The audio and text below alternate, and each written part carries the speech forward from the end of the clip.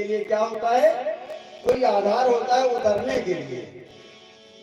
कूदने से अच्छा साधन है उतरना। तब उन्होंने क्या किया, जिधर से वो पैदा हुए थे ना, तो कमल की जो नाल थी, जो डंडी थी, उसी डंडी में वो प्रवेश कर गए। चलो इस डंडी में प्रवेश करके देखते हैं कहां से डंडी निकली हुई है। अब उस जब कमल नाल में ब्रह्मा जी प्रवेश कर गए तो भैया 1000 वर्ष तक तो खाली उसी में घूमते ही रहे। 1000 वर्ष तक वो खाली उसी में घूमते रहे और उसका कोई था नहीं पाया, यही नहीं पता लगा पाया कि ये निकला कहां से है।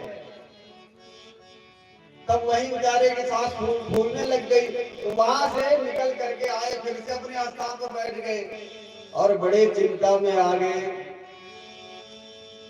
कि पता नहीं हमको किसने पैदा कर दिया, हमारा मालिक कौन है। यही मन में विचार करते रहे, बड़े निराश हो गए। तब उनको आकाशवाणी हुई। आकाशवाणी मतलब भगवान की वाणी। आकाशवाणी मतलब भगवान की वाणी। तब उनको भगवान की वाणी सुनाई पड़ी, क्या, तपः तपः, हे ब्रह्मा जी आप तप कीजिए। तो तप यथार सब सृष्टि भवानी। शिव जी कहते हैं भैया पूरा संसार तप के ही अधीन है। तो ब्रह्मा जी ने तप करना प्रारंभ किया। अब तप करते रहे 1000 वर्ष तक उन्होंने फिर से तप किया और 1000 वर्ष तक जब निरंतर तप करते रहे, ऐसे हम लोगों की स्थिति है। जैसे ब्रह्मा जी जब प्रकट होते हैं तो उसके बाद नाल में घुसल जाओगे, फिर से प्रवेश कर जाते हैं। तो प्रवेश करना दोबारा से नाल में क्या है, हम लोग भी अभी परसों हम यही चर्चा कर रहे थे। हम लोग भी यही सोचते हैं ना कि अब की बार हम जो है संसार को जीत लेंगे, अब की बार हम पता लगा लेंगे हमारे दुख का कारण क्या है। और जब उस दुख के कारण को पता लगाने जाते पता लगता है दूसरा दुख मोल ले लिए।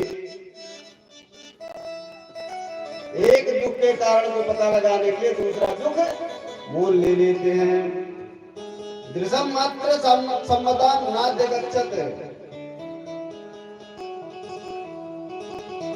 क्योंकि ब्रह्मा जी उत्पन्न इसीलिए हुए थे ना कि सृष्टि का निर्माण करें। तो जब निरंतर तप करते रहे तब उनको भगवान ने आकर के पहले दर्शन दिया और जब भगवान को ब्रह्मा जी ने देखा तो पहले प्रणाम किया, फिर स्वागत सत्कार किया। भगवान ने बहुत प्रशंसा किया ब्रह्मा जी की। लेकिन ब्रह्मा जी के पास में सृष्टि करने के लिए कोई भी साधन नहीं था, क्योंकि साधन के लिए क्या, सृष्टि करने के लिए कोई चीज आपको करने के लिए क्या चाहिए, साधन चाहिए ना। तो साधन ब्रह्मा जी के पास में नहीं था। तो साधन कौन सा है, आपको अगर व्यापार करना हो तो उसके लिए आपको कोई व्यापार करना हो तो उससे संबंधित जो औजार होगा, जो हथियार होगा, उसकी जरूरत पड़ेगी। अगर हमको पंडिताई करना है, पूजा करवाना है, तो सबसे पहले गुरु जी के पास जाकर पढ़ना पड़ेगा, फिर पोथी खरीदना पड़ेगा, फिर जजमान बनाना पड़ेगा, फिर हम कथा सुना सकते हैं।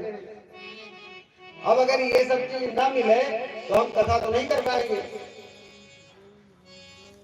तो ब्रह्मा जी के पास तो ये सब साधन मिल नहीं रहे थे। जब भगवान ने उनको आशीर्वाद दिया, और आशीर्वाद स्वरूप में क्या दिया भगवान ने, 4 श्लोक, इसी को बोलते हैं चतुश्लोकी भागवत। अगर जो लोग भागवत पूरा अपने घर पे न पढ़ सके, कम से कम ये 4 श्लोक उनको नित्य पढ़ने चाहिए। तो भगवान ने उनको 4 श्लोकों में श्रीमद् भागवत कथा को सुनाया। वो कौन से हैं, भगवान ने ब्रह्मा को पढ़ाया।